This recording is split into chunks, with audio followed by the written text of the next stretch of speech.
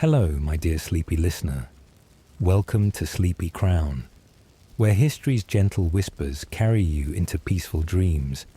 Tonight, we journey through the entire life of Queen Adeliza of Louvain, a medieval queen whose beauty was legendary, whose first marriage remained heartbreakingly childless for 14 years, and whose courage during England's darkest civil war helped shape the nation's future. Before you drift into slumber, I have a small request. If you enjoy these soothing historical tales, please leave a comment below. Even just a single word about what you're curious about, or what helps you sleep. Don't be shy. We're all friends here in our cozy Sleepy Crown family. And if you'd like more calming history, a like and subscribe would mean the world to us.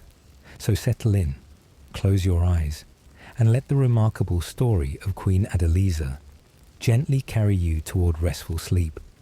Welcome to the Sleepy Crown family. Adeliza, later known as Queen Adeliza of Louvain, Queen Consort of England, and the Fair Maid of Brabant. In the early years of the 12th century, somewhere within the prosperous territories of Louvain, in what we now know as Belgium, a daughter was born to one of Europe's most powerful noble families. The exact date remains lost to the mists of time, as was often the case with daughters of even the highest nobility, but historians believe it was around the year 1103. The world into which this infant girl opened her eyes was vastly different from our own. A world of stone castles and earthen fortifications, of kingdoms constantly at war, and of women whose lives were shaped entirely by the ambitions and alliances of the men around them. Her father was Godfrey I, Count of Louvain, a man whose titles seemed to multiply like autumn leaves. He was Landgrave of Brabant, Duke of Lower Lotharingia, and Count of Brussels, each title representing vast territories, thousands of subjects, and the constant burden of medieval politics. Godfrey was known to his contemporaries as a man of considerable ability, both as a warrior and as a politician. His lands, situated in what is now the Flemish region of Belgium, were prosperous centres of trade and manufacture, particularly renowned for the production of fine linen cloth. The city of Louvain itself sat beside the gentle Deal River, and its markets bustled with merchants from across Europe. Her mother was Ida of Chiny, herself a woman of impressive lineage. Ida was the daughter of Albert III, Count of Namur, and she had inherited the county of Namur in her own right, making her a countess in her own power, a relatively rare occurrence for women of that era. Through her mother, the infant girl who would become Queen Adeliza could trace her ancestry back through the noble houses of Lotharingia, that middle kingdom that had once been carved from Charlemagne's empire. Indeed, it was this connection to the great Charlemagne that would prove so valuable in years to come, for medieval nobility placed immense value on such ancient lineages. The castle or palace where Adeliza spent her earliest years would have been a far cry from the romantic stone towers we imagine today.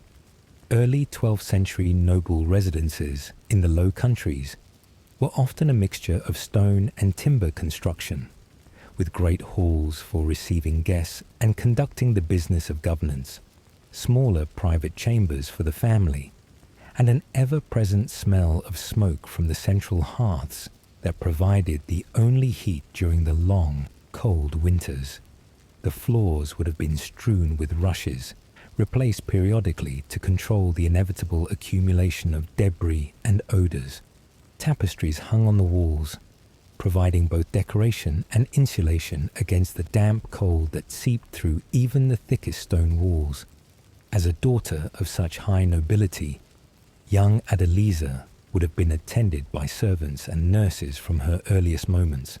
The infant mortality rate was staggeringly high in the 12th century, claiming the lives of perhaps 1 in 3 children before they reached their 5th birthday. That Adeliza survived these dangerous early years speaks either to her own robust constitution, to particularly attentive care, or more likely to both. Her mother, Ida, would have overseen the household, a massive undertaking that involved managing dozens of servants, ensuring adequate food stores for the household and for the charity that was expected of a noble family, and maintaining the complex web of social obligations that defined aristocratic life. The young girl would have grown up surrounded by siblings. Her father Godfrey and mother Ida had other children, though the exact number and all their names have not survived in the historical record with complete certainty. We know that she had brothers, including Godfrey II, who would eventually inherit their father's titles, and the younger Jocelyn, who would play an important role in Adeliza's later life. There may have been other siblings as well, both brothers and sisters, for large families were the norm among the nobility, both because of high infant mortality and because children represented potential marriage alliances and dynastic security. The rhythms of life in a medieval noble household followed the seasons and the church calendar. The great feasts of Christmas and Easter would have been marked by special foods, entertainments, and the gathering of extended family and important vassals.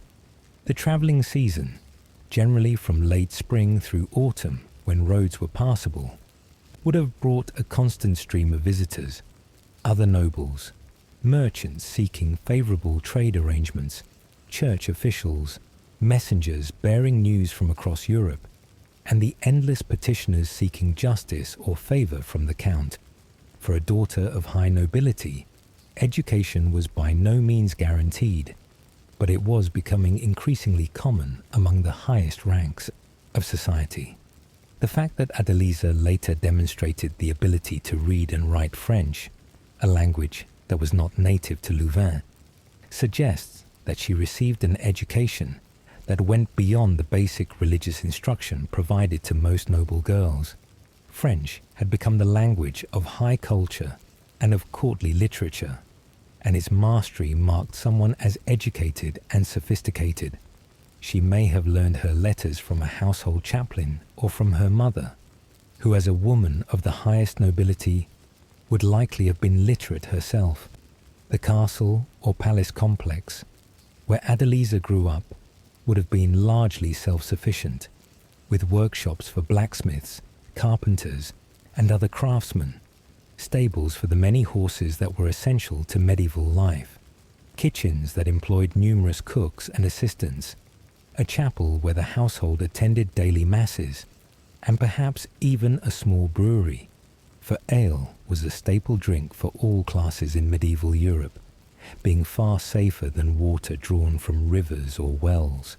The sound of hammering from the smithy, the lowing of cattle being brought in from pasture, the shouts of men-at-arms at practice in the yard, the chanting of priests at their prayers, these would have formed the constant soundtrack of her childhood. As she grew from infancy into childhood, Adeliza would have begun to learn the skills expected of a woman of her station. She would have been taught needlework, for the ability to create fine embroidery was not merely decorative, but was a valuable skill. The great tapestries that hung in noble halls and the elaborate vestments worn by church officials were often the work of noblewomen and their attendants.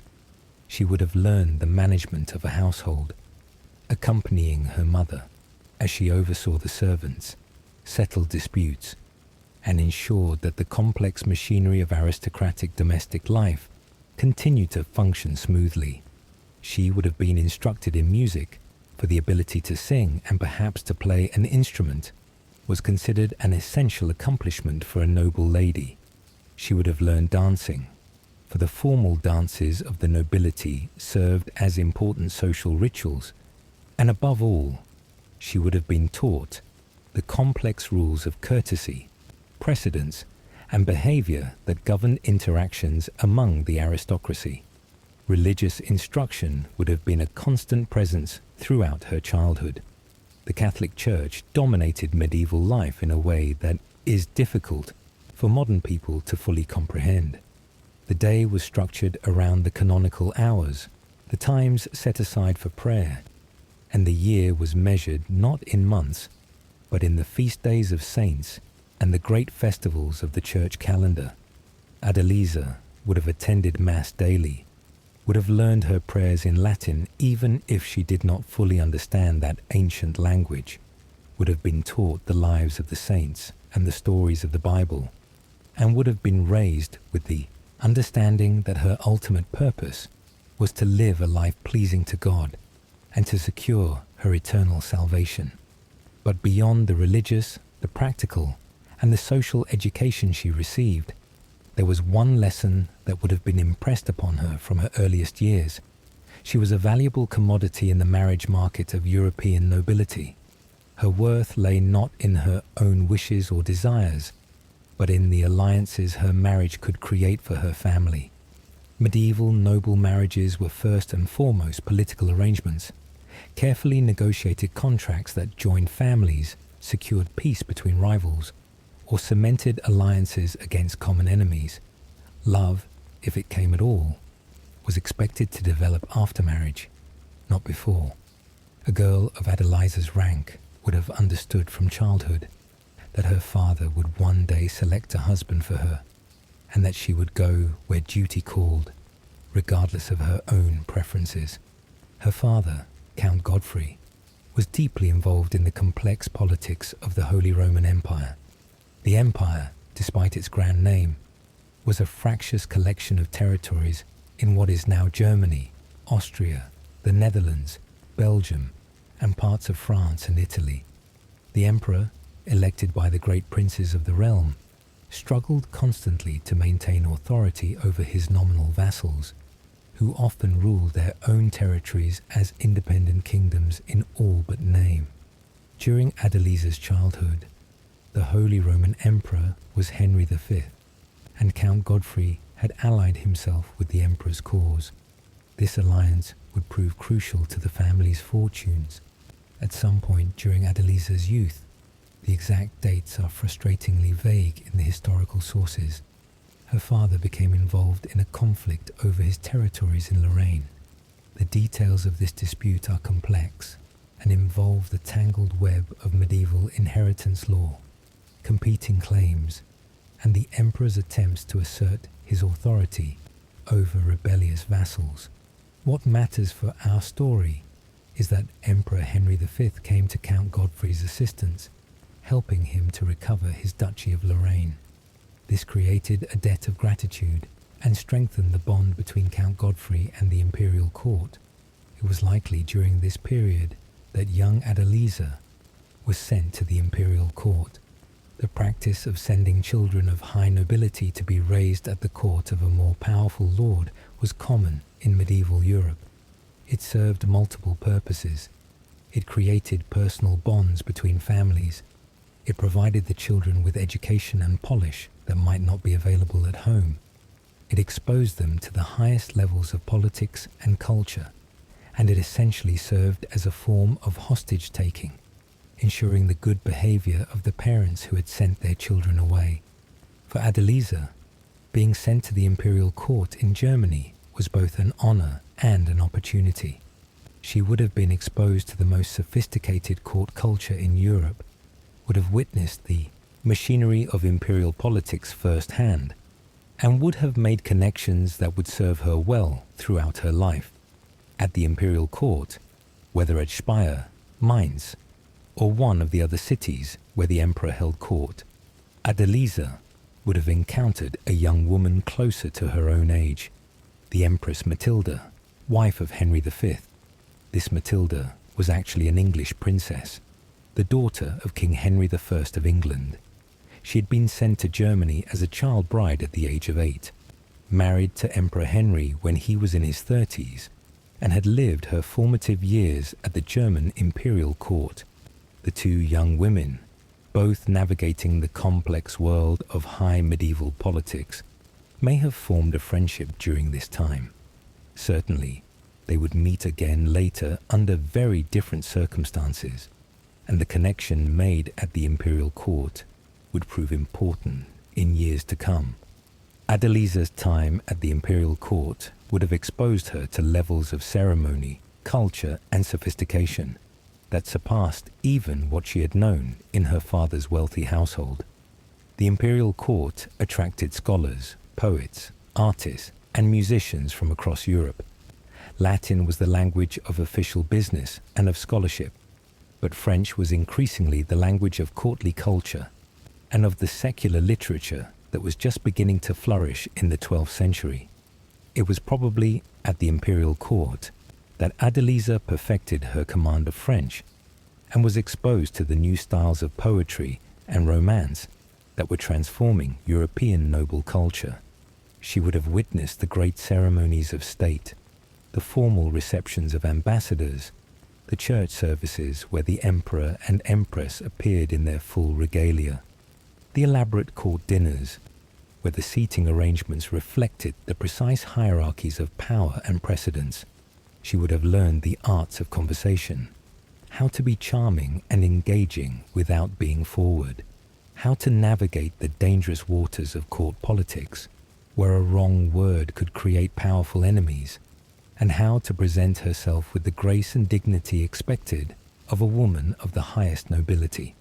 But her time at the imperial court, however valuable and formative it may have been, was ultimately temporary. Back in Louvain, her father was already thinking about her future marriage. A daughter of his house, beautiful, well-educated, connected to the imperial court, and descended from Charlemagne himself, was a prize that could secure a very advantageous alliance indeed. Count Godfrey was ambitious, and he undoubtedly hoped to marry his daughter to some great prince or even to a king. What he could not have known, as he contemplated his daughter's future, was that a tragedy across the English Channel was about to create an opportunity beyond even his ambitious imaginings. The year 1120 approached its end. Across the Channel in England, King Henry I, a son of William the Conqueror, a man known for his administrative abilities and for his iron control over his kingdom, had every reason to feel satisfied with his position. He had ruled England for 2 decades, had brought Normandy under his control, had a court renowned for its learning and culture, and most importantly, he had a son and heir, Prince William Adelin, who would carry on his line. The succession seemed secure. The future seemed bright. And then, on a cold November night, everything changed. The 25th of November in the year 1120 was a day that would be remembered with horror for generations. It was the day that the finest ship in England's fleet, carrying the cream of Anglo-Norman nobility, struck a rock in the darkness and sank in the icy waters of the English Channel. It was the day that changed the course of English history, and it was the day that, though she did not know it yet, opened the path that would lead a young noblewoman from Louvain to the throne of England. King Henry I had been in Normandy, dealing with the endless complexities of governing his French territories while simultaneously ruling England across the Channel. The king was a man in his 50s, vigorous and active despite his age, famous for his ruthlessness, his intelligence, and his seemingly insatiable appetite for women, though he had been faithful to his late wife during her lifetime.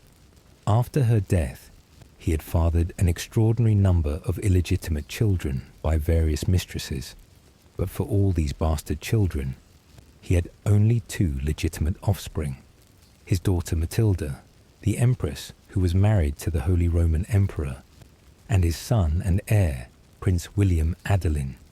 William Adelin was 17 years old in November of 1120.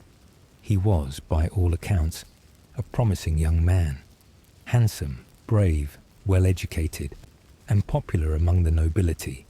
He had recently been invested as the Duke of Normandy, and just days before the disaster, he had done homage to the King of France for his Norman territories, a ceremony that had gone smoothly and had been seen as securing the succession not just in England, but in Normandy as well.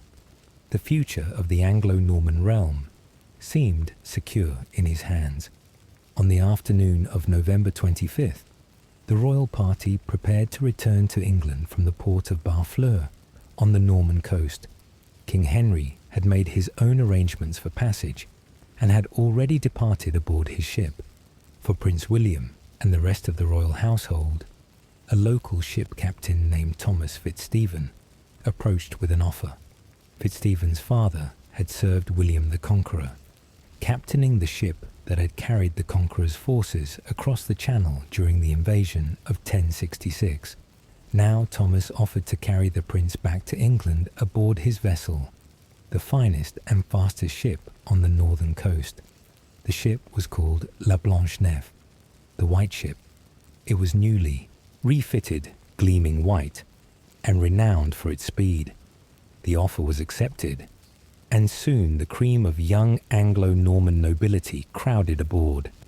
These were not just any passengers. They were the sons and daughters of the most powerful families in the realm. William's half-siblings were there, including his half-sister Matilda Fitzroy, Countess of Perche, and his half-brother Richard of Lincoln. Richard d'Avranches, Earl of Chester, was aboard.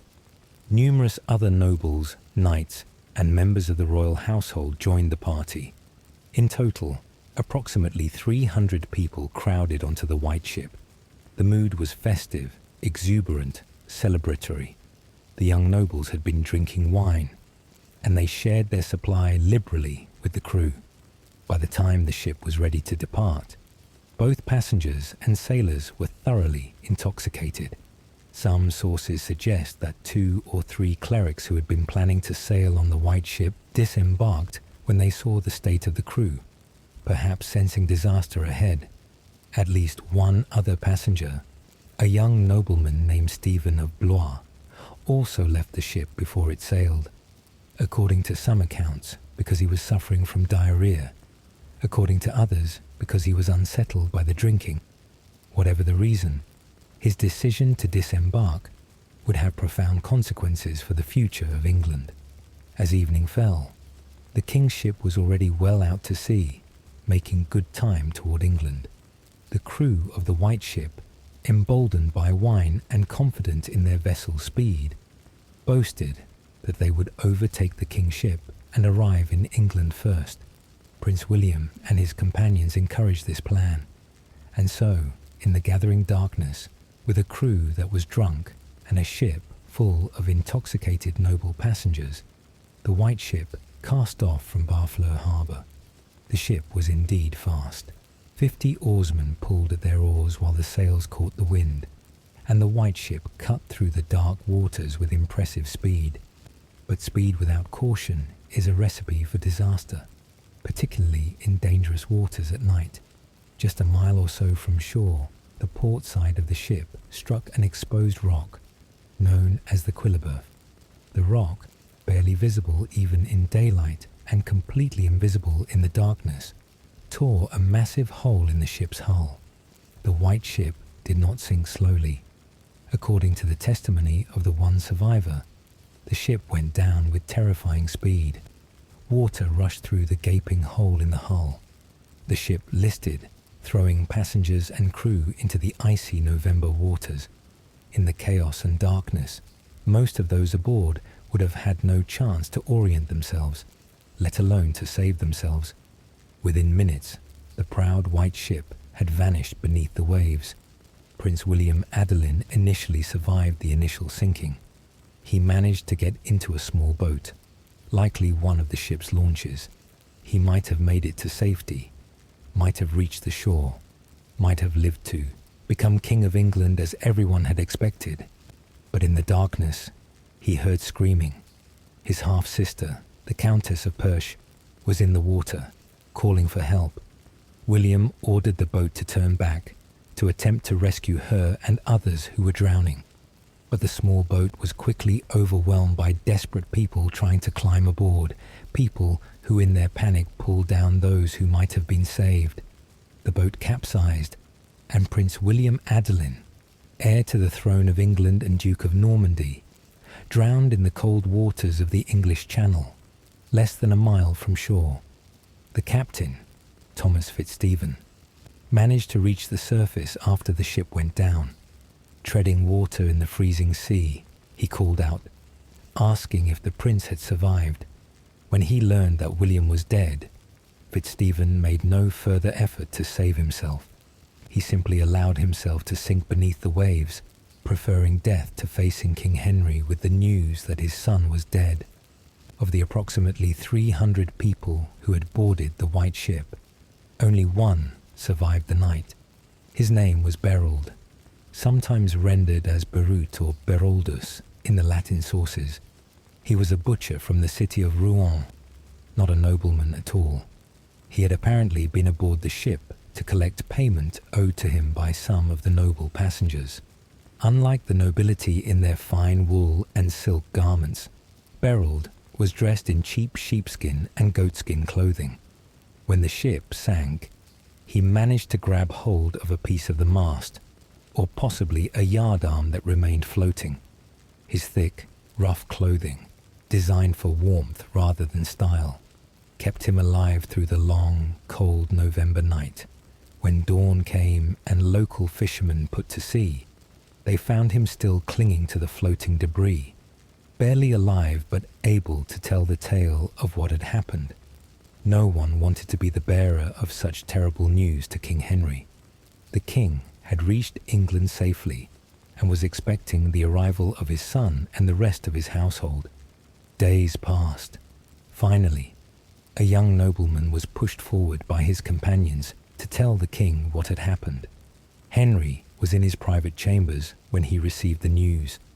According to chroniclers who recorded the event, the king collapsed upon hearing that his son was dead. He fell to the floor, and those present feared for his life. When he finally recovered enough to speak, they say he was weeping uncontrollably, a shocking display of emotion for a king, known for his iron self-control. The contemporary chronicler, William of Malmesbury, who lived through these events and whose history is one of our most important sources for the period, wrote that no ship that ever sailed brought England such disaster. He was not exaggerating. At a stroke, the White Ship disaster had wiped out not just the heir to the throne, but an entire generation of Anglo-Norman nobility. Dozens of noble families were plunged into mourning. The carefully planned succession had been destroyed, and King Henry, now in his 50s, was left with only one legitimate child, his daughter Matilda, who was far away in Germany serving as Holy Roman Empress. The medieval mind sought explanations for such disasters, and many contemporaries saw the hand of God in the tragedy. Some chroniclers suggested that the disaster was divine punishment, though for what sin varied depending on who was telling the story. One particularly imaginative chronicler, Guillaume de Nangy, writing somewhat later, claimed that everyone aboard the White Ship had been guilty of sodomy, and that God had therefore sent the disaster as punishment, a claim that tells us more about medieval attitudes towards sexuality than about the actual passengers on the ship. Others suggested that the disaster occurred because the ship had sailed without being blessed by priests with holy water, as was customary. The priests, seeing the state of the crew and passengers, had apparently declined to perform the blessing and had left the ship. Whatever the true explanation, and modern historians would point to a deadly combination of alcohol, overconfidence, darkness, and dangerous waters, medieval people saw the White Ship disaster as a moment when the ordinary course of events had been disrupted by forces beyond human control. For King Henry, the personal grief was compounded by political crisis. He was in his 50s, an age considered elderly in the 12th century. His only legitimate son was dead. His only legitimate daughter was married to the Holy Roman Emperor and was expected to remain in Germany, serving as empress and hopefully producing imperial heirs. The king's nephew, William Clito, the son of Henry's imprisoned brother Robert Curthose, had a potential claim to the throne, but Henry despised his nephew and had spent years trying to prevent him from gaining power in Normandy. The succession was suddenly, terrifyingly uncertain. Medieval kingdoms could not afford uncertain successions. A disputed throne meant civil war, foreign invasion, the breakdown of law and order, and untold suffering for the common people. Henry had to act. He had to secure the succession. And that meant he had to remarry and try to father another son. The king's first wife, Matilda of Scotland, had died in May of 1118, 2.5 years before the White Ship disaster. She had been a beloved queen, renowned for her piety and charity, and she was buried with honour at Westminster Abbey. But Henry was a practical man, and practical considerations now trumped sentiment. He needed a wife.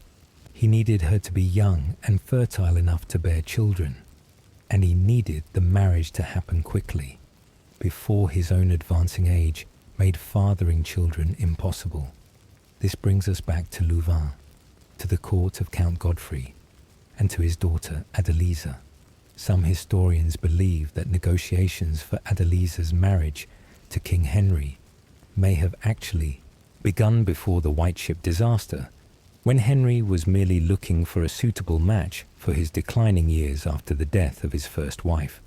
But whether the negotiations began before or after William's death, the disaster certainly gave them new urgency and new importance. What might have been simply a prestigious marriage for Adeliza now became a matter of the highest political stakes.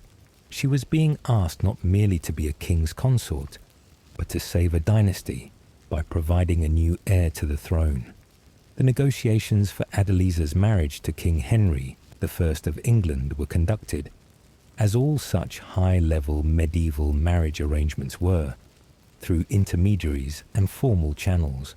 Count Godfrey would have been approached by representatives of the English king, likely both clerical and lay officials, who could speak with authority about the king's intentions and who could negotiate the complex details of marriage contracts, dowries, and political arrangements that accompanied such unions.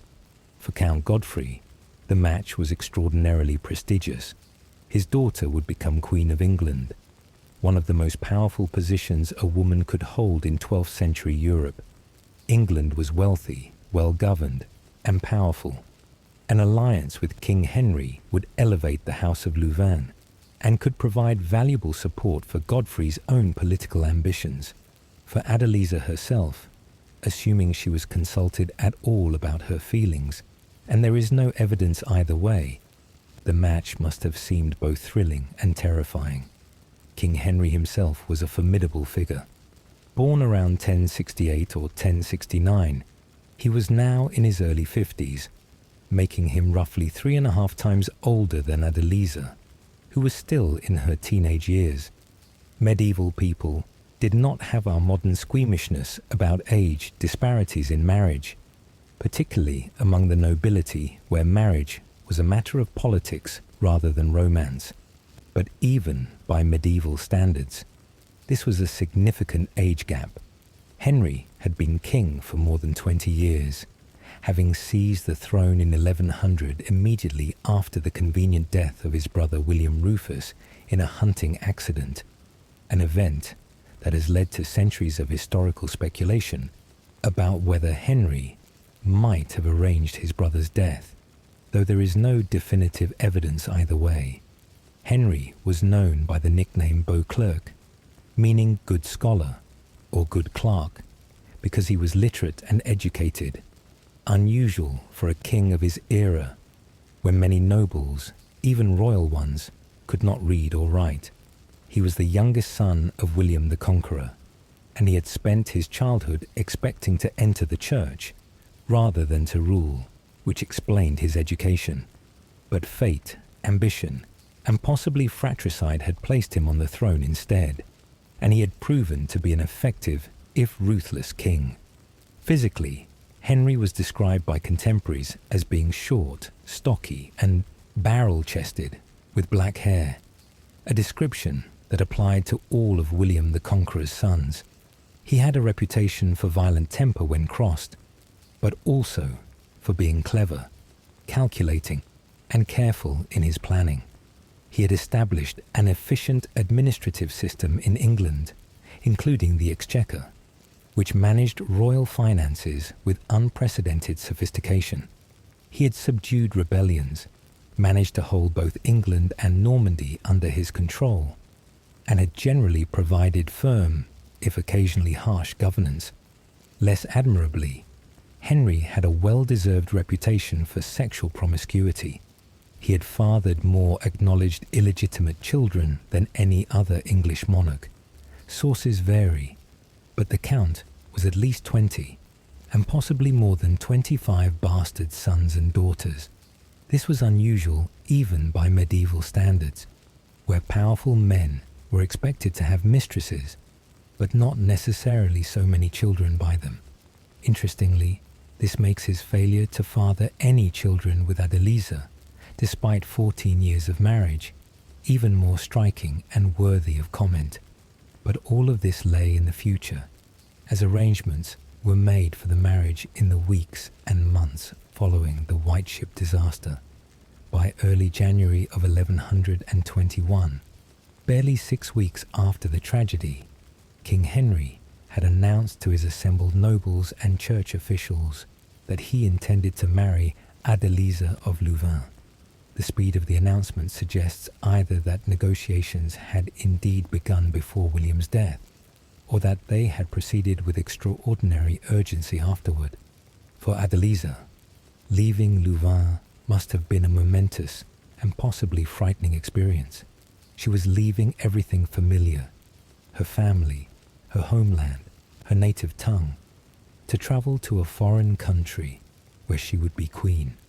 The journey from Louvain to England would have taken many days, travelling first through the territories of the Low Countries, then into northern France, and finally to one of the Channel ports, where she would board a ship for the crossing to England. She would have been accompanied by an entourage appropriate to her rank, ladies-in-waiting, servants, guards, and clerical advisors.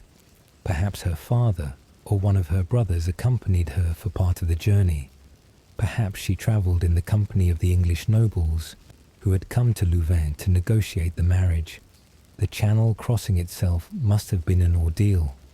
Only 6 weeks had passed since the White Ship disaster, and everyone making the crossing would have been acutely aware of how quickly a sea voyage could turn deadly. But Adeliza's ship made the crossing safely, and sometime in mid-January of 1121, she arrived in England. The king had sent representatives to meet her at Dover, the primary port of entry into England, and to escort her to Windsor Castle, where the wedding would take place. Windsor Castle, even then, was one of the principal royal residences. William the Conqueror had chosen the site, on a hill overlooking the Thames, for its strategic importance. The castle had been expanded and strengthened over the years, and by 1121 it was a substantial fortress as well as a royal residence. It was here that Adeliza would first meet her future husband. Imagine the scene: a teenage girl, however well educated and well prepared, arriving at the castle to meet the man she would marry. A man she had likely never met before. A man old enough to be her grandfather. A man with absolute power over her future life. A man still grieving the loss of his son and desperate for her to provide him with a replacement heir. The pressure must have been immense. King Henry, for his part, had chosen Adeliza for several reasons, and her beauty was certainly among them. Medieval chroniclers, who rarely commented on women's appearance unless it was exceptional, repeatedly mention Adeliza's beauty. Henry of Huntingdon, one of the most important chroniclers of the period, wrote verses praising her appearance, saying that jewels grew pale in her presence and that she needed no adornment because nature had provided her beauty. She was known as the Fair Maid of Brabant, a title that suggests her beauty was not just acknowledged but famous. But Henry had not chosen Adeliza merely for her looks. Her lineage was impeccable, descended from Charlemagne, connected to the imperial court, daughter of a powerful count. The alliance with her father, Count Godfrey, strengthened Henry's connections to the Holy Roman Empire and provided a useful counterweight to the French king, who was Henry's rival and frequently his enemy. And crucially, she was young and presumably healthy, giving Henry the best possible chance of fathering another son before age made it impossible. The marriage took place at Windsor in the Royal Chapel, sometime between January 24th and January 29th of 1121. The exact date is uncertain because medieval sources are frustratingly vague about such details, but January 24th is the date most commonly accepted by modern historians. The ceremony would have been conducted by a high-ranking church official, quite possibly by Ranulph Flambard, the Bishop of Durham, or by another of the king's bishops. The wedding mass would have been in Latin, following the traditional form that had been used for centuries. Adeliza would have been dressed in her finest garments, quite possibly including a gown that had been specially made for the occasion. King Henry would have been similarly attired in royal regalia. After the wedding vows were exchanged and the marriage mass was celebrated, there would have been a feast with the greatest nobles of the realm in attendance, music, entertainment, and an abundance of food and drink. Then, as was customary, the couple would have been escorted to the bridal chamber, where the marriage would be consummated, with witnesses waiting outside to confirm that the marriage had indeed been completed. A grim detail to modern sensibilities, but an important legal requirement in medieval marriages, where so much depended on legitimate heirs. 6 days after the wedding, on January 30th, Adeliza was crowned Queen of England at Westminster Abbey. This was a separate ceremony from the wedding itself, and it was of tremendous importance. The coronation transformed Adeliza from merely the king's wife into the consecrated queen, anointed with holy oil in a ceremony that echoed the king's own coronation. The Archbishop of Canterbury, William de Corbet, would have presided over the ceremony. Adeliza would have been dressed in royal robes, crowned with the Queen's crown, and would have received the formal acclamation of the nobles and people. She was now Queen of England, and all the weight of that title rested on her teenage shoulders. In May of that same year, 1121, there was another crown-wearing ceremony, this time at Westminster. Medieval kings periodically held crown-wearing ceremonies, particularly on great feast days like Whitsun, Pentecost, where they would appear in full royal regalia, wearing their crowns, to reinforce their majesty and authority. Adeliza participated in this ceremony alongside Henry, her first public appearance as queen at one of these great state occasions.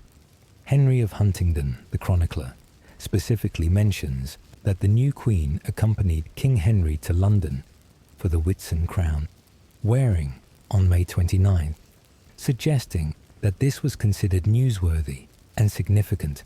For Adeliza, these early months of marriage must have been overwhelming. She had to learn the customs and protocols of the English court, which differed from those she had known in Louvain and at the imperial court.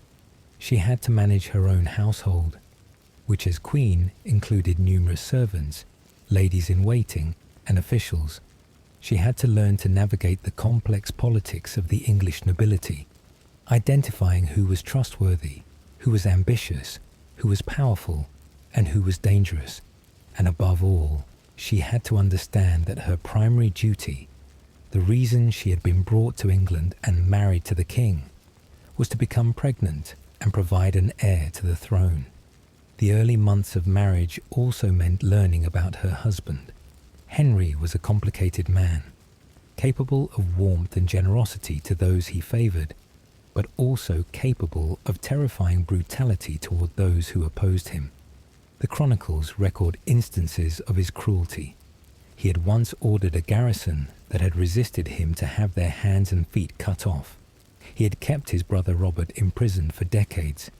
He had dealt harshly with rebels and traitors, but he also maintained an impressive court culture, patronizing scholars and poets, ensuring justice was administered throughout his realm, and maintaining the law and order that his subjects appreciated after the chaos of earlier reigns.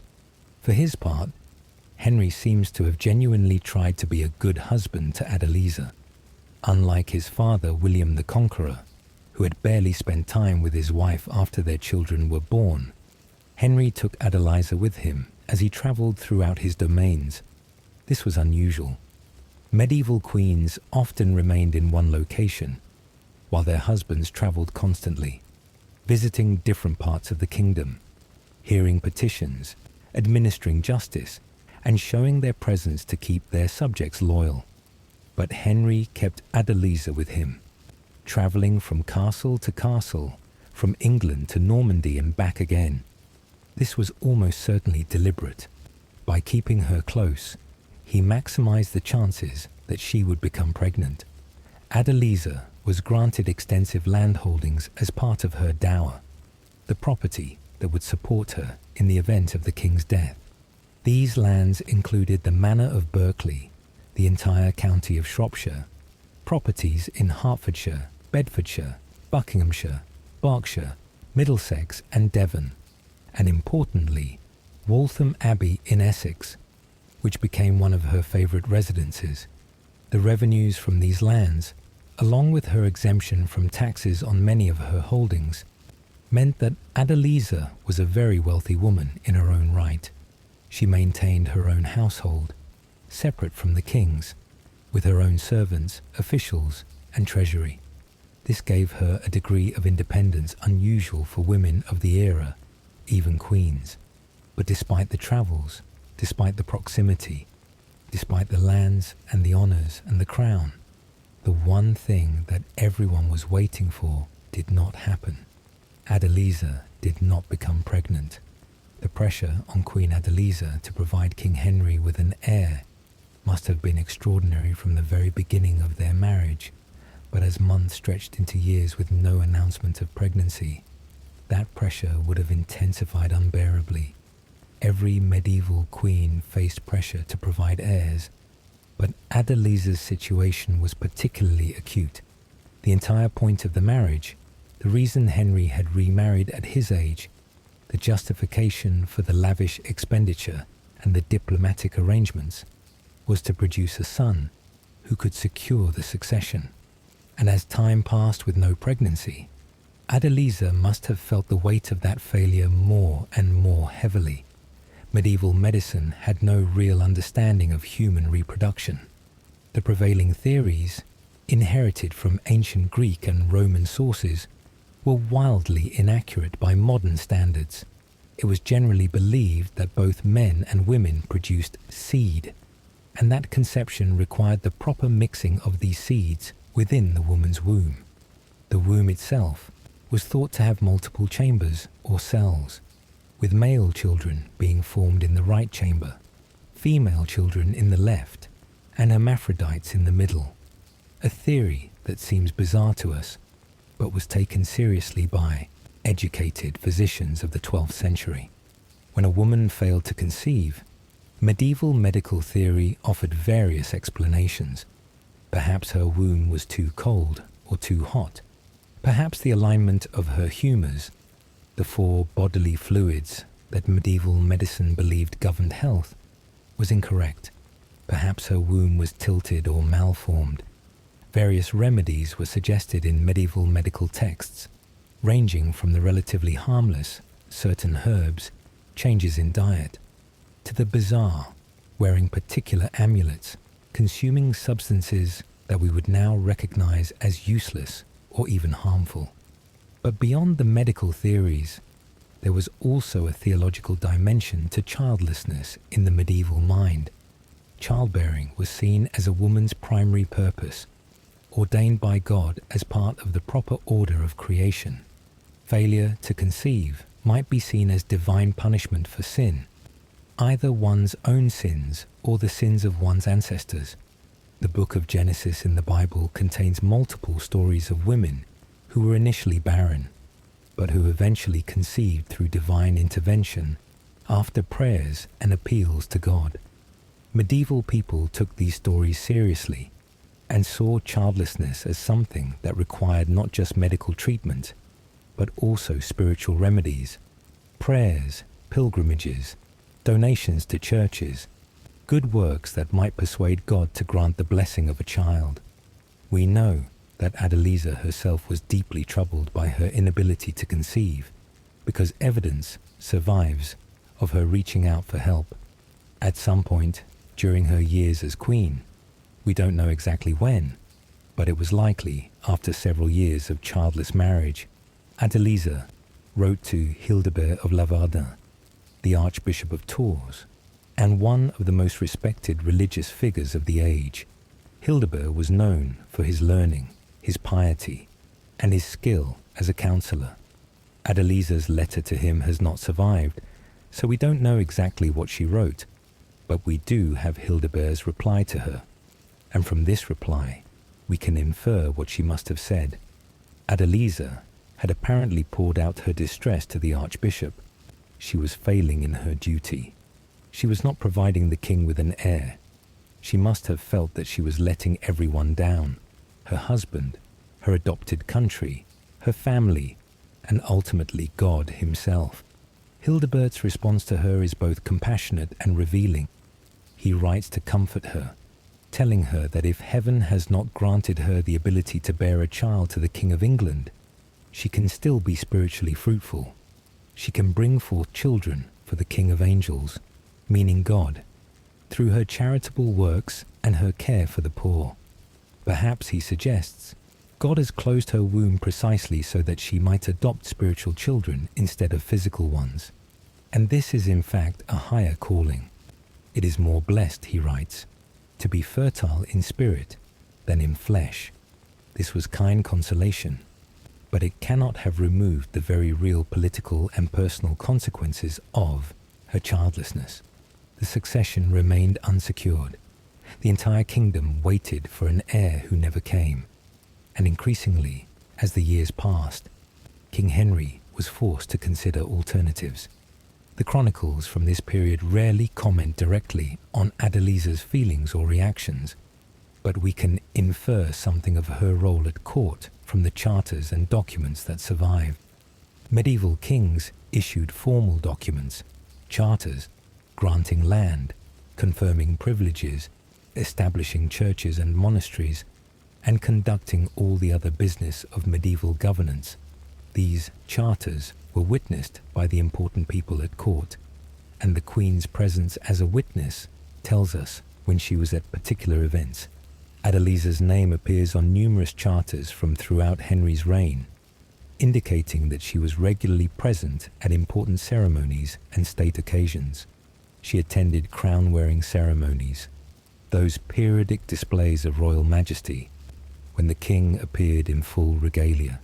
She was present at the dedication of Reading Abbey, the great monastery that Henry founded and where he would eventually be buried. She witnessed charters at various royal residences, at Windsor, at Westminster, at Winchester, and at numerous castles and palaces in both England and Normandy. Her presence at these occasions was not merely decorative. As queen, she had a role in the ceremonial and symbolic life of the monarchy. She represented the King's Majesty when he was absent. She participated in the great rituals that legitimized and sanctified royal power. But notably, Adeliza was not given a political or administrative role during her marriage to Henry. This contrasts sharply with Henry's first wife, Queen Matilda of Scotland, who had frequently acted as regent when Henry was absent from England, governing in his name and making decisions about justice, taxation, and administration. Adeliza was never given such responsibilities. This may have been partly because Henry, having survived the volatile early years of his reign, had by now established a very efficient administrative system. that ran smoothly with or without the king's presence. He had trusted officials, particularly his justiciar Roger of Salisbury, who managed the day-to-day governance of the realm. There was less need for the Queen to serve as regent, but it may also reflect a certain reluctance on Henry's part to give Adeliza political power. She was young and relatively inexperienced in English affairs. She was foreign, without deep roots in the English nobility, and perhaps most importantly, as the years passed without her providing an heir, her position became increasingly precarious. Why grant significant power to a queen who had not fulfilled her primary duty? Instead, Adeliza focused on areas where medieval queens traditionally had more freedom of action: religious patronage and cultural activities. She became known as a patron of literature, particularly of works in French. This was a crucial period in the development of French vernacular literature. For centuries, serious writing had been done almost exclusively in Latin, the language of the church and of scholarship. But in the 12th century, poets and writers were increasingly producing works in the vernacular languages spoken by the nobility, particularly in French, which had become the common language of the aristocratic classes across much of Europe. One of the writers who benefited from Adeliza's patronage was Philippe de Taon, an Anglo-Norman poet. Philippe dedicated his bestiary to Queen Adeliza. A bestiary was a type of work very popular in the Middle Ages, a book describing various animals, both real and mythical, with allegorical and moral interpretations of their characteristics. Philippe's bestiary would have been lavishly illustrated, showing creatures from lions and eagles to dragons and phoenixes, with text explaining their symbolic meanings. In his dedication to Adeliza, Philippe praises her beauty, her wisdom, her generous character, and her noble status.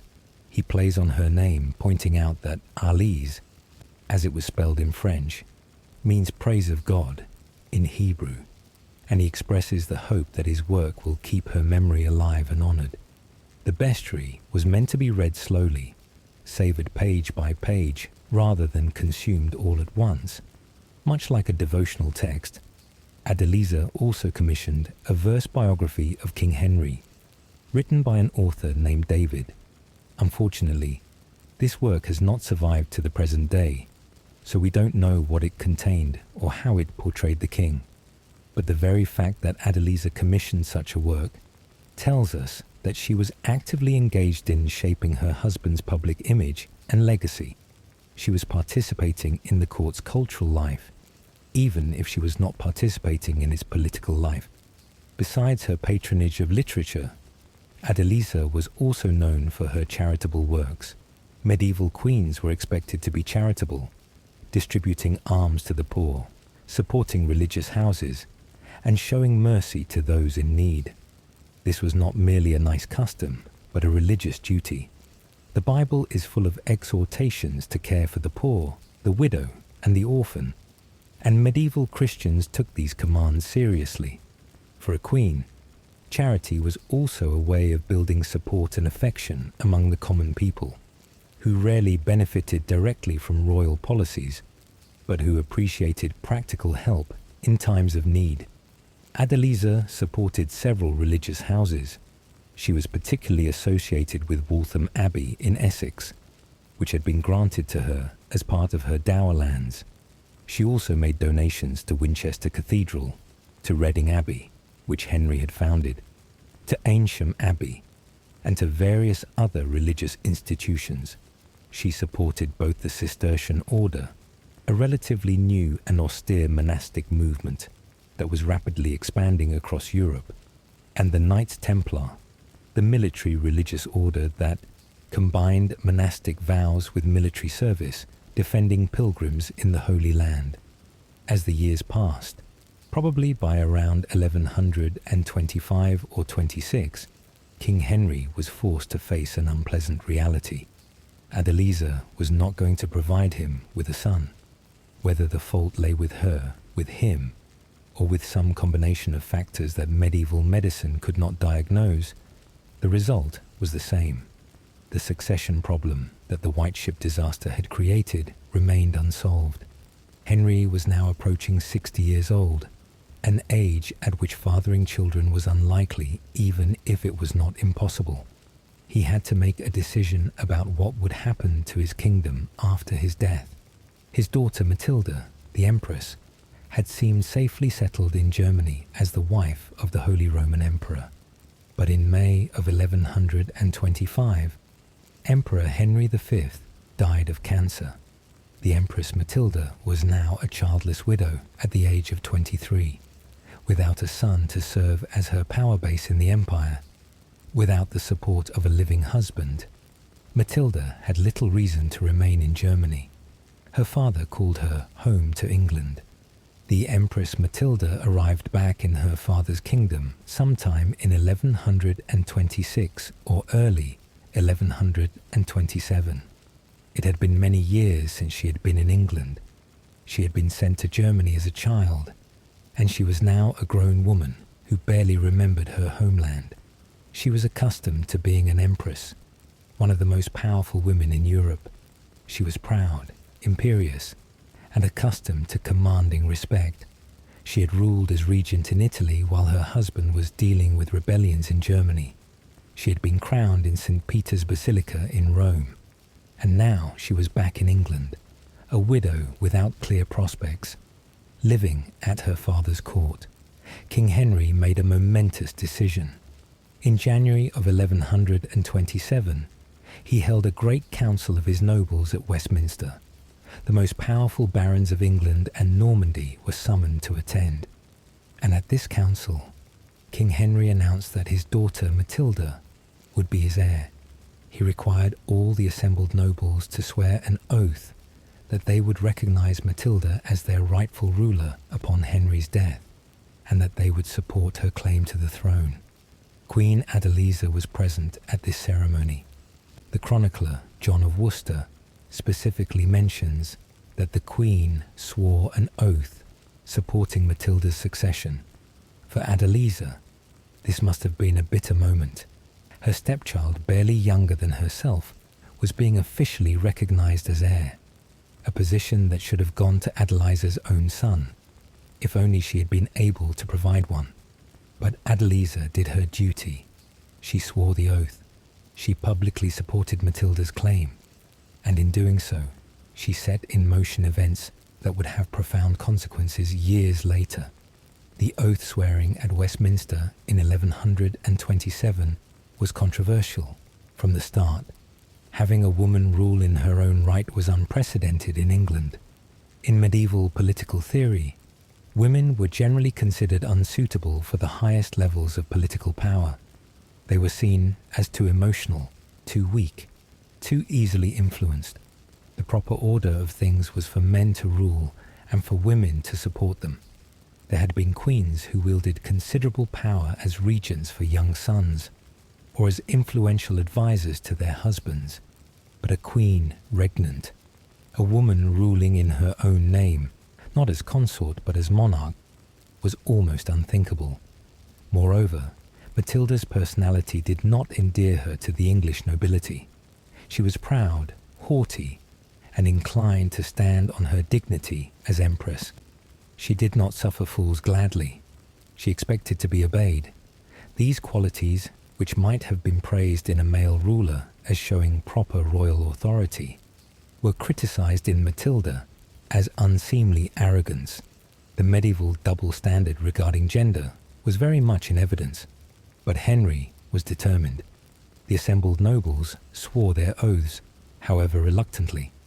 Among those who swore was Stephen of Blois, Henry's nephew, the same Stephen who had disembarked from the White Ship before it sailed, and had thus survived when so many others died. Stephen was the son of Henry's sister Adela, and as a grandson of William the Conqueror, he had his own potential claim to the throne. But at Westminster in 1127, Stephen swore to support Matilda's succession, just as all the other nobles did. King Henry was not content merely to have Matilda recognized as his heir. He needed to secure her position further, and that meant finding her a suitable husband. A queen regnant would need the support of a powerful husband to actually rule effectively. After negotiations with several potential candidates, Henry arranged for Matilda to marry Geoffrey Plantagenet, the son and heir of the Count of Anjou. This was a controversial choice. Anjou and Normandy had been traditional enemies for generations. The Angevins, the Counts of Anjou and their subjects, were viewed with suspicion and often with outright hostility by the Norman nobility. Moreover, Geoffrey was 11 years younger than Matilda, still a teenager when they married, while she was approaching 30. And to make matters worse, the marriage was apparently deeply unhappy from the start. Matilda and Geoffrey did not get along. They quarrelled frequently. At one point, they separated, and Matilda returned to her father's court in Normandy, apparently refusing to live with her husband. But despite the unhappiness of the marriage, it did produce children. In 1133, Matilda gave birth to a son, named Henry after his grandfather. This should have secured the succession. King Henry now had a grandson, a male heir who could eventually inherit the throne.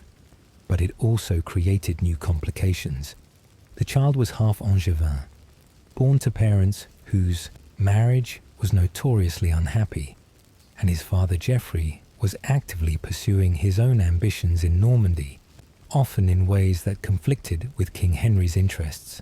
Through all of this family drama, Queen Adeliza remained at King Henry's side. She continued to appear at court ceremonies. She continued her charitable works and her cultural patronage. She maintained her household and her dignity. But her position must have been increasingly awkward. She had failed to provide the heir that had been the entire purpose of her marriage. Matilda, her stepdaughter, was now the designated heir, and King Henry was growing old. He was in his 60s now, an age at which most medieval people were considered elderly if they were lucky enough to have survived that long. The relationship between Adeliza and her husband during these later years of their marriage is difficult to assess from the surviving sources.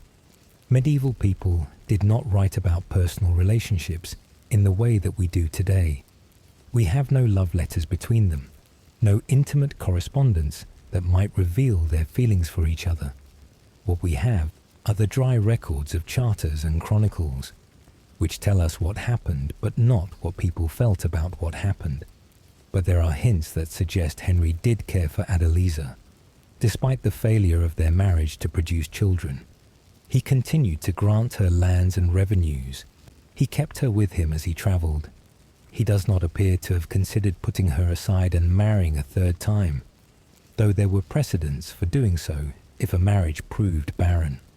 And when the end came, Adeliza was with him. In late November of 1135, King Henry was in Normandy, dealing with yet another rebellion by the southern Norman barons who resented his rule and who were being supported by Matilda's husband Geoffrey. Henry had brought an army to suppress the rebellion and had been staying at various castles in the region. On the night of November 25th, exactly 15 years after the White Ship disaster, a grim anniversary, Henry was staying at a castle near the forest of Lyons-la-Forêt in Normandy. He was suffering from food poisoning, though the sources differ on what caused it. The chronicler Henry of Huntingdon, who generally tried to be accurate in his reporting, says that King Henry ate lampreys, a type of eel-like fish, which disagreed with him. Lampreys were considered a delicacy in medieval Europe, and Henry was apparently particularly fond of them, though his doctors had warned him against eating them in excess. Whether it was actually the lampreys that killed him, or whether they merely coincided with some other illness, is impossible to say with certainty.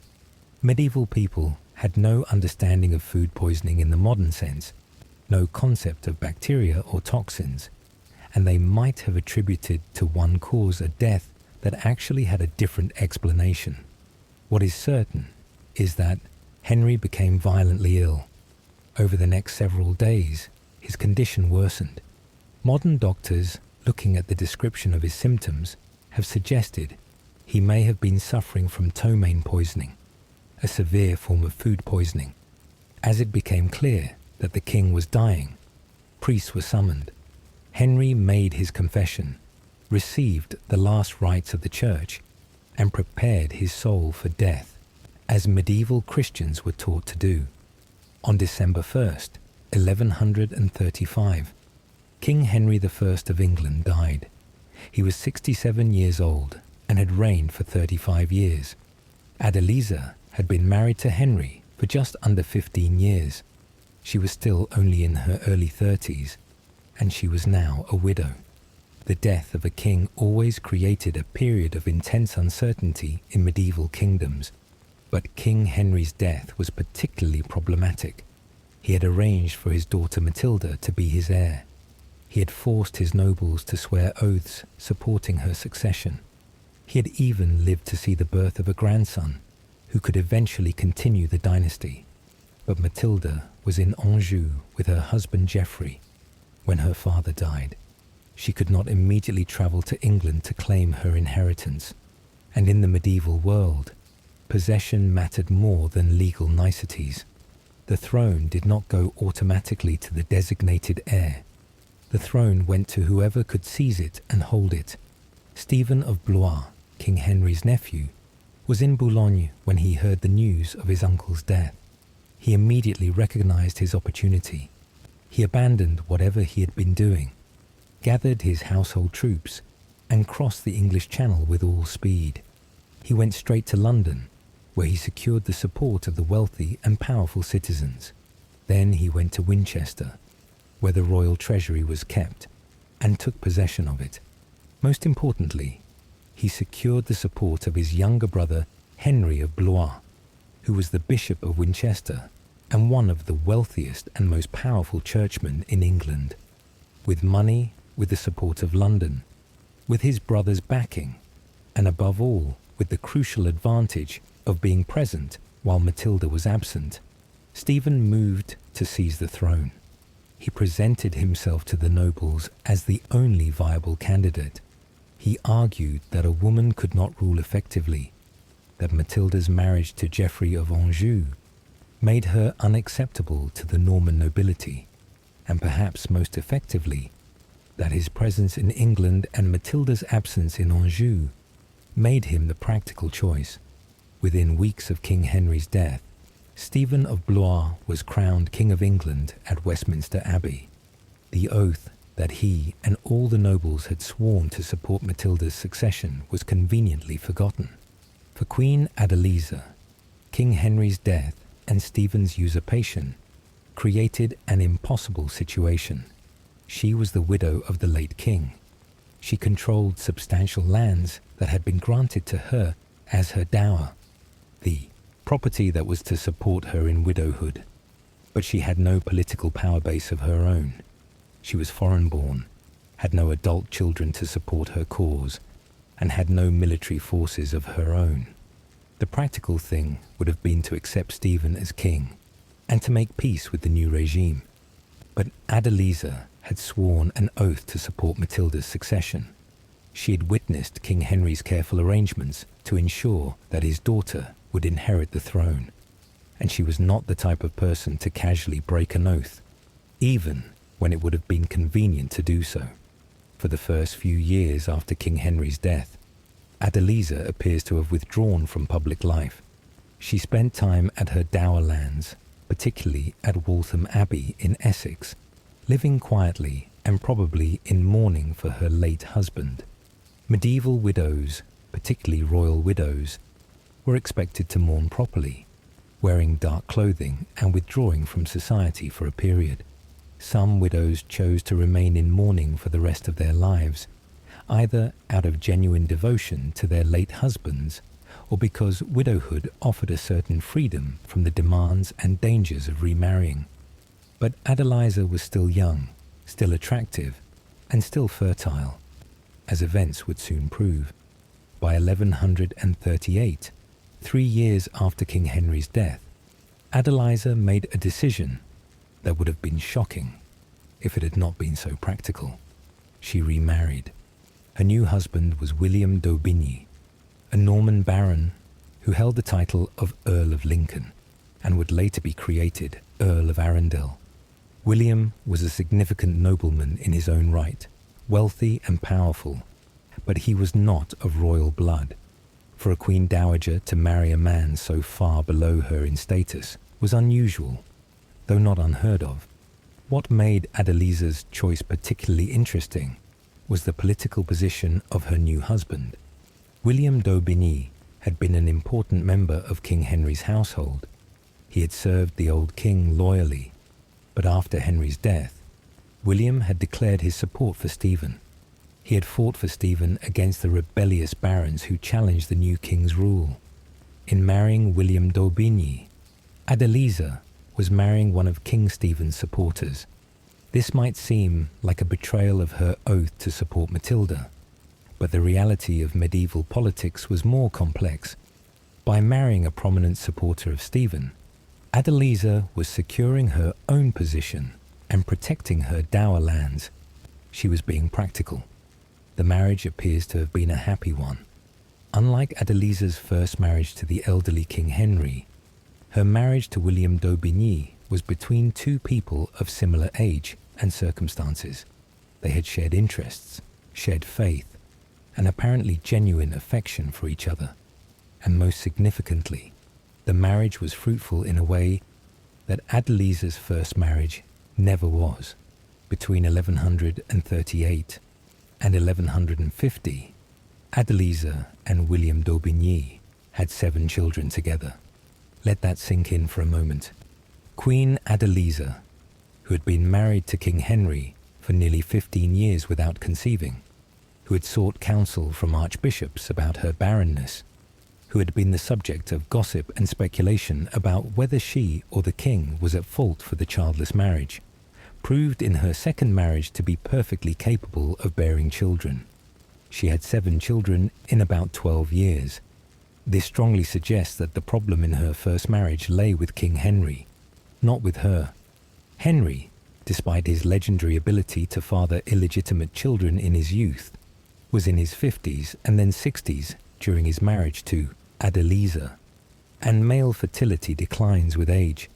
The failure to produce an heir was almost certainly not Adeliza's fault, though she undoubtedly blamed herself at the time, as did many others. The 7 children of Adeliza and William d'Aubigny were named William, Rainer, Henry, Geoffrey, Alice, Olivia, and Agatha. Their eldest son, William d'Aubigny the younger, would eventually inherit his father's earldom and become Earl of Arundel. The children were raised partly at Arundel Castle in Sussex, which had been granted to Adeliza as part of her dower from King Henry, and which became one of the primary residences of the d'Aubigny family. They were also raised at Buckingham Castle in Norfolk, which was one of William's family seats. Arundel Castle, perched on a hill overlooking the River Arun in Sussex, was an impressive fortress. It had been built shortly after the Norman conquest, and by the time Adeliza lived there, it had been expanded and strengthened. The castle complex included not just the military fortifications, the keep, the curtain walls, the towers, but also more comfortable residential quarters suitable for a wealthy noble family. William d'Aubigny was responsible for significant additions to the castle, including the construction of a remarkable stone shell keep that still survives today. This keep, with its walls 27 feet high and 10 feet thick, was both a defensive structure and a statement of power and prestige. Life at Arundel with William and their growing family must have been very different from Adeliza's life as queen. She was no longer at the center of national politics. She was no longer expected to appear at crown-wearing ceremonies or to witness royal charters. Instead, she was living the life of a great baronial lady, managing her household, raising her children, overseeing her estates, and participating in the endless rounds of religious observances, social visits, and estate management that filled the days of the medieval nobility. But Adeliza's oath to support Matilda had not been forgotten, and in 1139, a year after Adeliza's remarriage, that oath would be put to the test in a way that would place Adeliza in danger and would show remarkable courage on her part. Throughout the year 1139, England edged closer to civil war. King Stephen, despite having seized the throne successfully and having maintained his position for several years, was discovering that governing was harder than seizing power. He faced rebellions from ambitious barons who saw an opportunity to increase their own power. He faced pressure from the church, particularly from his own brother Henry of Blois, who as Bishop of Winchester expected Stephen to be compliant with church demands. And most seriously, he faced the looming threat of invasion from Empress Matilda, who had never accepted Stephen's usurpation and who was preparing to claim what she saw as her rightful inheritance. In September of 1139, Matilda made her move. She had spent the years since her father's death building support among the Norman barons in Normandy, many of whom were dissatisfied with Stephen's rule, or who had personal grudges against the king. Her half-brother, Robert of Gloucester, had been one of King Henry's most powerful and trusted nobles. Robert was illegitimate, but he was acknowledged as Henry's son. He was wealthy, powerful, controlled the important city and castle of Bristol, and he was fiercely loyal to his half-sister Matilda. Robert had initially accepted Stephen as king, but by 1138 he had renounced his allegiance to Stephen and had openly declared his support for Matilda. On September 30th, 1139, Matilda and Robert of Gloucester landed at Arundel on the Sussex coast. They chose Arundel because it was the home of Adeliza, the widow of King Henry, and they were counting on Adeliza's support. They were not disappointed. Adeliza received her stepdaughter at Arundel Castle and gave her shelter. This was an extraordinarily brave decision. Matilda was a rebel against King Stephen, the anointed King of England. Harbouring her was treason. Stephen could have seized Adeliza's lands, imprisoned her, or worse. And Adeliza's husband, William d'Aubigny, was nominally one of Stephen's supporters. By welcoming Matilda to Arundel, Adeliza was putting herself, her husband, and her young children at risk, but she had sworn an oath to support Matilda. King Henry had named Matilda as his heir. Adeliza had been present at the oath-taking ceremony back in 1127. She had witnessed Henry's careful arrangements for the succession, and however practical it might have been to forget that oath, Adeliza chose to honour it instead. When King Stephen learned that Matilda had landed at Arundel and was being sheltered by Adeliza, he reacted swiftly.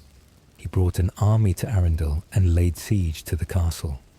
Adeliza must have watched from the castle walls as Stephen's forces surrounded her home. The king had the power to take the castle by storm if he chose to do so. The lives of everyone inside, Adeliza, Matilda, their attendants, the garrison, William, d'Aubigny, hung in the balance. What happened next is one of the more puzzling episodes in the entire history of the Anarchy. Instead of prosecuting the siege with vigour, instead of trying to capture Matilda, and thus end the potential civil war before it truly began, Stephen agreed to a truce. The chronicler John of Worcester provides some insight into why this happened. He suggests that Adeliza appealed directly to Stephen, swearing an oath that Matilda's forces had not invaded England at Adeliza's invitation, but that she had simply offered hospitality to people of high rank who had once been close to her. This seems disingenuous. Matilda had clearly chosen Arundel specifically because she expected Adeliza's support, but it gave Stephen a face-saving way to back down. There may have been other calculations at work as well. Stephen's advisors may have pointed out that besieging Arundel would tie down his forces for weeks or months, allowing Robert of Gloucester to consolidate his position in the west. Moreover, attacking the widow of the previous king, particularly when she was a consecrated queen who had broken no law except offering hospitality, might have seemed politically unwise, and perhaps Stephen, who is generally portrayed in the chronicles as a decent man, even when he was an incompetent king, simply did not want to attack a woman who had been his uncle's wife. Whatever the reasons, Stephen agreed to allow Matilda to leave Arundel under safe conduct. She would be permitted to travel to Bristol to join Robert of Gloucester, and she and her forces would not be molested along the way. This was an astonishing concession. Stephen had Matilda effectively trapped, and he let her go. It was a decision that would haunt him for the rest of his reign.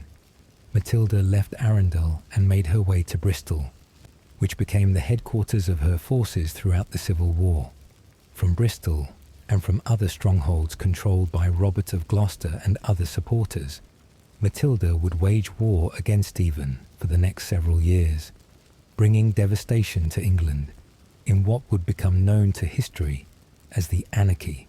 For Adeliza, the episode at Arundel demonstrated both her courage and her precarious political position. She had honoured her oath to support Matilda, but she had also managed to avoid being punished for doing so. Stephen, whether out of weakness, calculation, or simple decency, did not move against her. Her lands were not confiscated. She was not arrested or punished. And remarkably, her husband William d'Aubigny continued in Stephen's service, fighting for the king in the battles that followed. This seems contradictory. How could William fight for Stephen while his wife supported Matilda? But medieval marriage did not create the same kind of legal unity between spouses that we might expect today. Women of high rank retained control of their own property and could take political positions independent of their husbands within certain limits. Adeliza's support for Matilda was based on her position as King Henry's widow and on the oath she had sworn. William's support for Stephen was based on his position as a baron, holding lands from the king. The two positions, while awkward, were not necessarily incompatible. The civil war between Stephen and Matilda would drag on for years, bringing misery to England. The chroniclers describe a period of chaos and lawlessness, with the king and the empress both claiming the throne. With the country divided between their supporters, local barons took the opportunity to settle old scores, seize their neighbours' lands, and build unauthorised castles from which they could terrorise the surrounding countryside. The normal mechanisms of justice broke down. Trade was disrupted. Monasteries and churches were plundered by soldiers who needed to feed and pay their armies. Crops were burned to deny sustenance to the enemy. Peasants were subjected to torture and extortion as rival bands of soldiers demanded payment for protection. The chronicler, known as the Gesta Stephani, writing during or shortly after the Civil War, describes the suffering in vivid terms.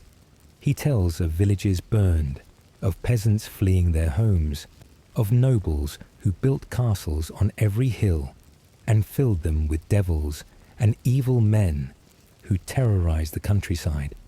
Another chronicle, written at the Abbey of Peterborough, says that during Stephen's reign, Christ and his saints slept, a poetic way of saying that justice and mercy had fled from the land. The war saw several major battles and countless smaller skirmishes.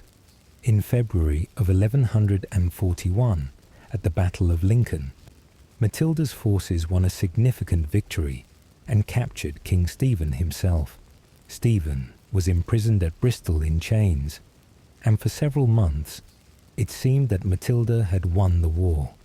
She was declared Lady of the English, not Queen, which might have seemed presumptuous before a coronation, but a title that indicated her claim to rule.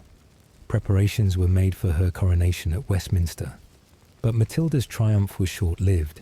she managed to alienate her supporters through what the chroniclers describe as arrogant and imperious behaviour.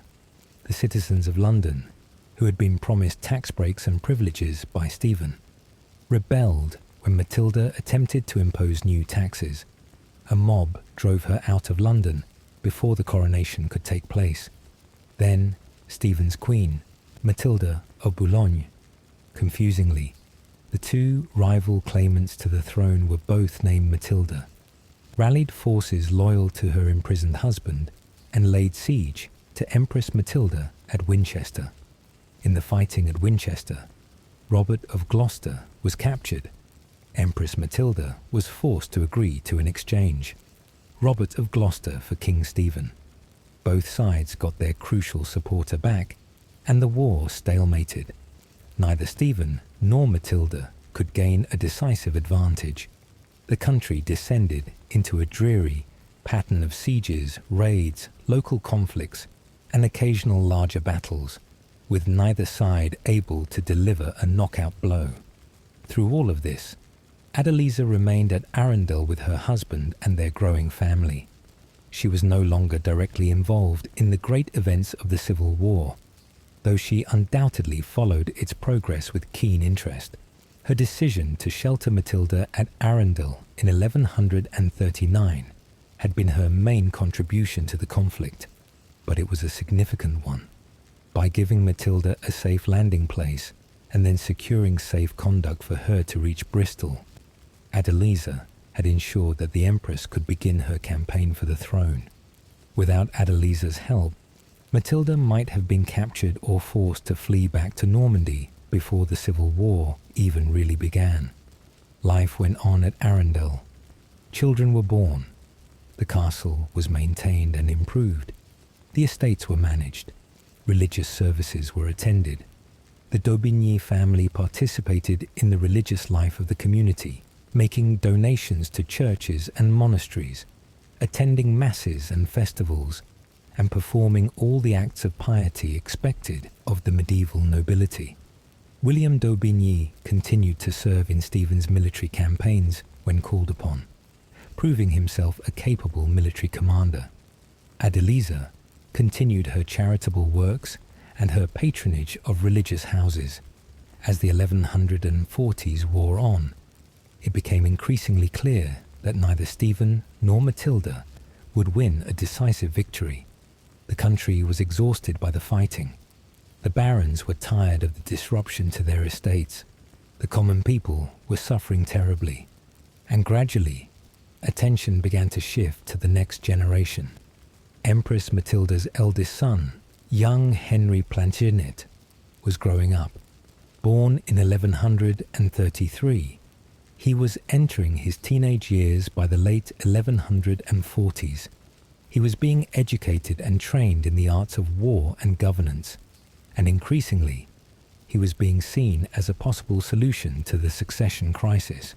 Perhaps neither Stephen nor Matilda could claim the throne unopposed, but if they could agree that Henry would succeed Stephen after the king's death, peace might be achieved. In 1147, Robert of Gloucester, Matilda's most important supporter and the military leader of her forces, died. With his death, Matilda lost her most capable commander and her most loyal ally. She had been in England for 8 years, fighting for her inheritance, and she had come close to victory, but she had never quite managed to achieve it. With Robert's death, she seems to have recognized that her own cause was lost. In 1148, Empress Matilda left England and returned to Normandy. She would never return to England again, but her son Henry would continue the fight in her place. As the 1140s turned into the 1150s, Adeliza was in her late 40s, an age considered quite elderly in medieval terms. She had been a queen, had been a powerful political figure, had sheltered a rebel empress, and had then retired to the more peaceful life of a baronial lady. She had seen war and peace, triumph and tragedy, childlessness, and then the joy of 7 children. And now, as she approached 50 years of age, she made a decision that was becoming increasingly common among wealthy medieval women of her era. She decided to retire to a religious house. In the year 1150, after 12 years of marriage to William d'Aubigny, after giving birth to 7 children and seeing them grow to various stages of childhood and young adulthood, Adeliza made the decision to leave her family and enter religious life. This was not as shocking or tragic as it might sound to modern ears. For wealthy medieval women, particularly widows or women in their later years, retiring to a convent or abbey was a respectable and even admirable choice. It offered an opportunity for prayer and contemplation, for escape from the demands and dangers of secular life, and for preparation for death and the hoped-for salvation of one's soul. Adeliza did not enter just any monastery. She chose to go to Affligem Abbey in Brabant, in the lands of her birth. Affligem was a Benedictine monastery that followed the rule of Saint Benedict, one of the most important and widespread forms of monastic life in medieval Europe. The abbey had been founded in the 11th century and had grown into a prosperous and respected religious community. It was located not far from Louvain, where Adeliza had been born and raised. In choosing Affligem, Adeliza was returning, in a sense, to her homeland after 30 years in England. We don't know exactly why Adeliza made this choice at this particular time. Perhaps she felt that her childbearing years were behind her and that she had fulfilled her duties as a wife and mother. Perhaps she was motivated by genuine religious calling, a desire to dedicate the remainder of her life more completely to God. Perhaps she was simply tired of the demands of managing a great household, tired of the endless responsibilities of her position, tired of a life that had included so much stress, anxiety, and public scrutiny.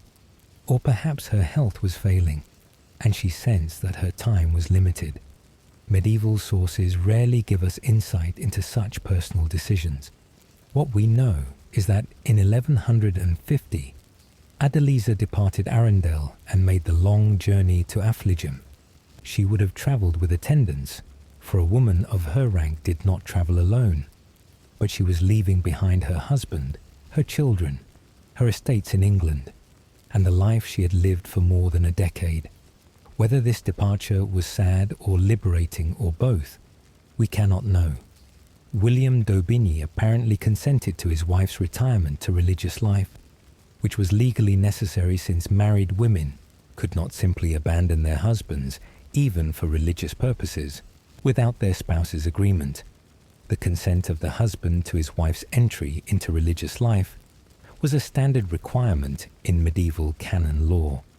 That William gave his consent suggests either that he supported Adeliza's decision, that he recognized her right to make this choice as she approached old age, or possibly that their marriage had become more of a partnership of convenience than a passionate love match by this point. We simply don't know the dynamics of their relationship well enough to say. At Affligem Abbey, Adeliza would have lived according to the rule of St. Benedict. Her days would have been structured around the canonical hours, the 8 times each day when the monks and nuns gathered to sing the divine office, the cycle of psalms, hymns, and prayers that form the backbone of monastic worship. She would have risen before dawn for matins, the night office. She would have attended lauds at dawn, prime in the early morning, terce at mid-morning, sext at midday, none in the afternoon, vespers in the evening, and compline before bed. Between these services, there would have been time for private prayer, for reading religious texts, for manual labour, though a woman of Adeliza's rank and age might have been excused from the heavier physical work, and for meals eaten in silence, while one of the monks or nuns read aloud from scripture or from the lives of the saints. The monastery would have provided a peaceful, ordered environment very different from the courts and castles where Adeliza had spent most of her life. The stone walls of the monastery church, the sound of chanting, The smell of incense, the quiet routine of prayer and work, these would have become the rhythms of her days. She would have worn simple religious clothing, not the fine garments of a queen or a baroness. She would have slept in a simple cell, not in luxurious chambers. She would have eaten plain food, not the elaborate dishes of aristocratic feasts. But Adeliza was not a professed nun bound by permanent vows, at least not as far as we can tell from the surviving sources. She appears to have resided at Affligem as a distinguished guest, or perhaps as a lay sister, living according to the monastery's discipline, but retaining her status and possibly some of her wealth. This was not uncommon for aristocratic women who retired to religious houses. They might live monastically without becoming fully professed religious, allowing them to retain some connection to their former lives and some control over their property. We know that at least one of Adeliza's brothers, probably Jocelyn of Louvain, who had come to England years earlier and had married into the Percy family, was also residing at Affligem during this period. Having family nearby, even in a monastery, would have provided some comfort and connection to her past. The monks at Affligem would certainly have known who Adeliza was. She was the widow of a king, a former Queen of England, and a member of one of the most distinguished families of the region. They would have treated her with appropriate respect and would probably have been honored to have someone of her stature choosing their monastery for her final years. Adeliza did not live long after entering Affligem. According to the Abbey's annals, she died in 1151, just 1 year after her arrival. The exact date is uncertain, though most sources give it as March or April of 1151, possibly on April 23rd. She was approximately 48 years old, an age that seems young to us, but was considered a good lifespan for the 12th century. She had outlived King Henry by 16 years. She had seen her 7 children grow, with her eldest son William already an adult and inheriting his father's positions. The circumstances of her death are not recorded in detail. Some historians have suggested that she may have died in childbirth, which might seem impossible given her age and the fact that she had been living apart from her husband for a year. But this theory comes from a later historian trying to explain why she was at Affligem at all. Perhaps she had gone there because she was pregnant at an advanced age and wanted to be with religious caregivers if something went wrong. However, there is no solid evidence for this theory, and it seems more likely that she simply died of illness, or perhaps simply of the accumulated toll that medieval life took on the body, particularly for women who had borne multiple children. The annals of Affligem Abbey record her death, which indicates that the monastery considered her important enough to note in their official records.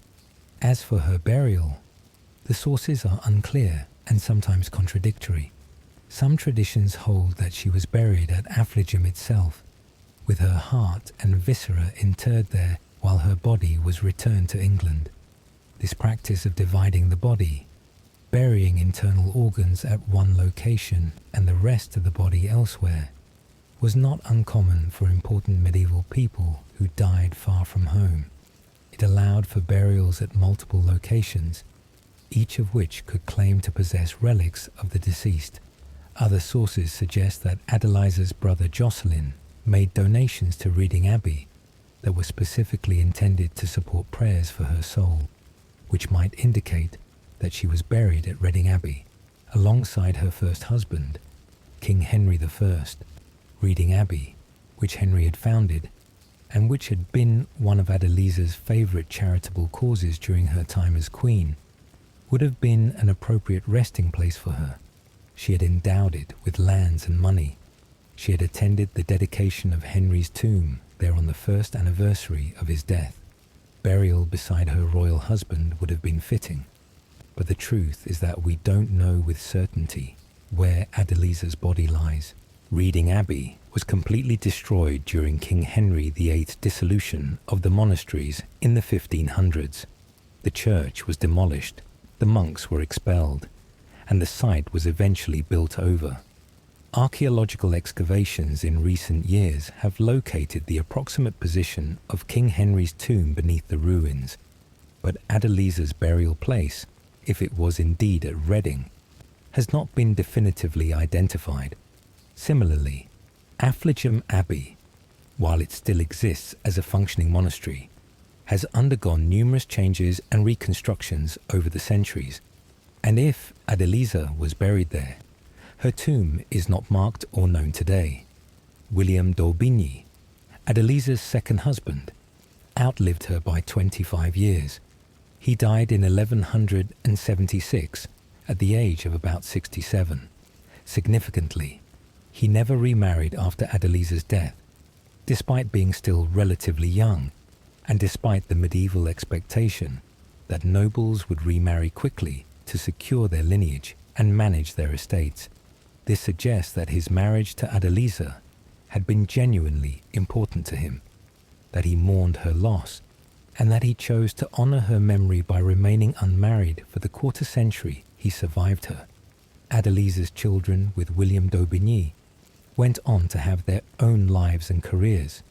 Their eldest son, William d'Aubigny the Younger, became the second Earl of Arundel and proved to be a capable and important noble in the reign of King Henry II.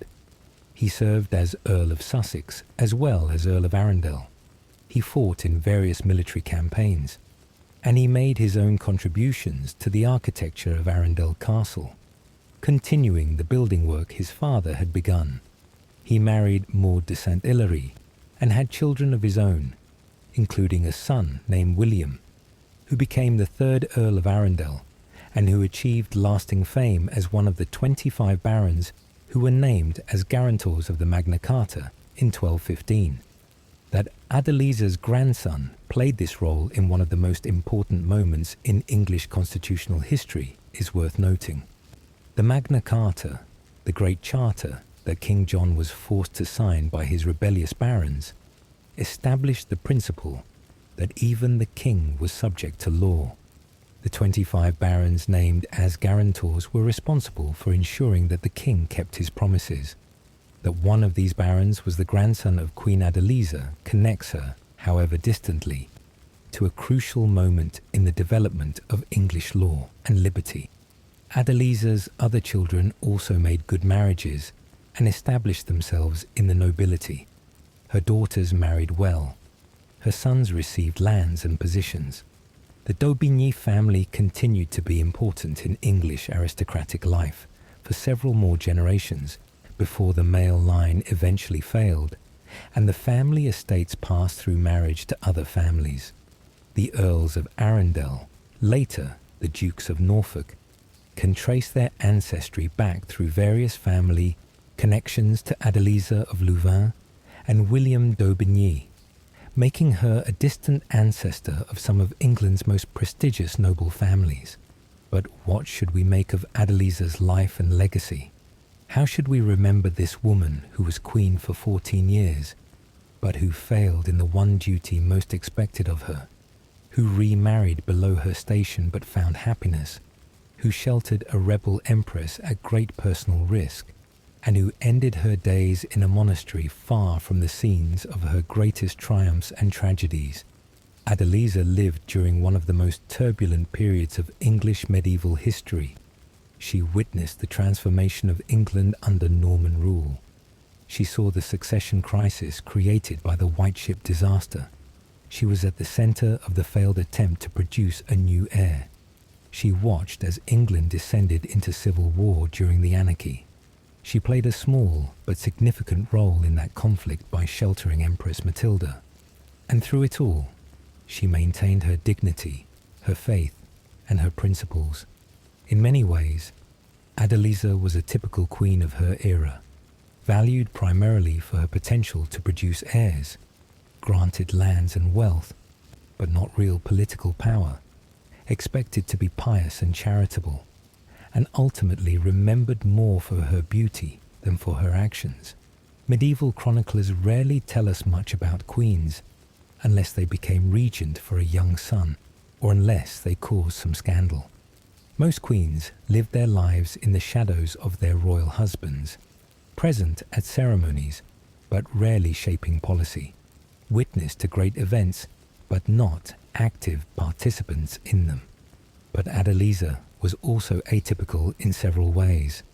Her first marriage's childlessness, followed by her second marriage's fertility, provides unusually clear evidence about male fertility and about how unfairly women were blamed for childless marriages in the medieval period.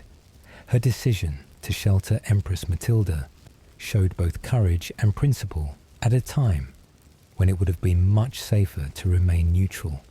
Her cultural patronage, particularly of French literature, contributed to the flowering of vernacular culture in 12th century England, and her decision to retire to a monastery in her homeland showed a woman taking control of her own destiny in a way that was unusual but not unheard of for women of her status.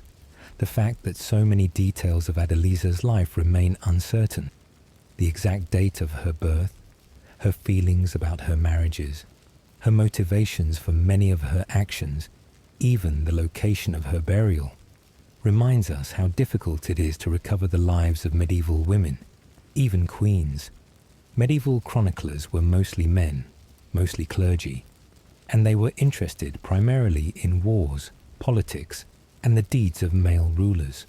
Queens appear in their chronicles when they marry, when they give birth to heirs, when they die, and occasionally when they do something dramatic enough to demand notice. But the texture of their daily lives, their thoughts and feelings, their relationships and motivations, these are mostly lost to us. What we can say is that Adeliza was resilient. She adapted to enormous changes in her circumstances, from a comfortable childhood in Louvain to marriage to an elderly king in a foreign land, from childless queen to fertile widow to retired religious.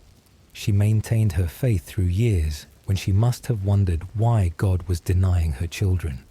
She kept her oath to support Matilda, even when it was dangerous.